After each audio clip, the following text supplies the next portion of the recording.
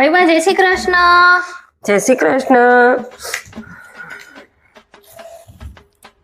કેમ શું થયું તમને? કાંઈ નહીં. લો મારે લગ્ન છે, કંકોત્રી આપવા આવી છું. તો આ બાજુ નીકળી આવીશ એટલે આવી આવીશ. ના ના, હું તો સ્પેશિયલ કંકોત્રી આપવા આવી છું. તો કંકોત્રી આપવા તાર મમ્મી પપ્પા ના આવવું પડે? આ પણ ઊની કંકોત્રી. અમે કોઈ લગ્ન બગનમાં આવવાના નથી. કેમ?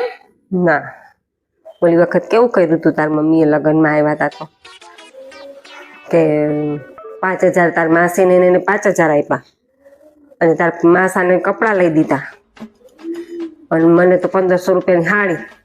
ના ના, એવું ન હોય. હું તો તમારી લાડકી ભત્રીજી છું.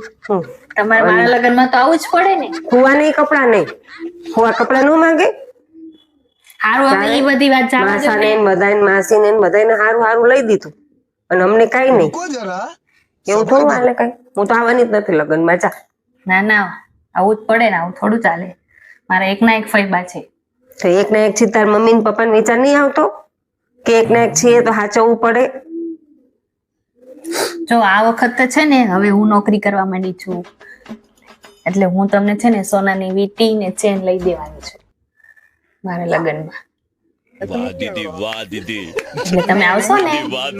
હા રેટ તું બહુ કેસ તો હું આવીશ જ. હે ને? સારું.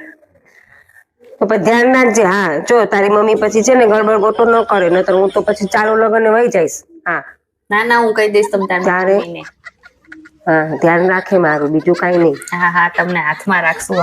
તો સોનાની વસ્તુ લઈ દેવાની ને એટલે જાવું, નકર કાંઈ ન ચાલે લગ્નમાં. લગ્ન કરી આવવાના, સોનાની વસ્તુ લઈ આવવાની, પછી આપણે સંબંધ રાખવાનો, કાંઈ નહીં.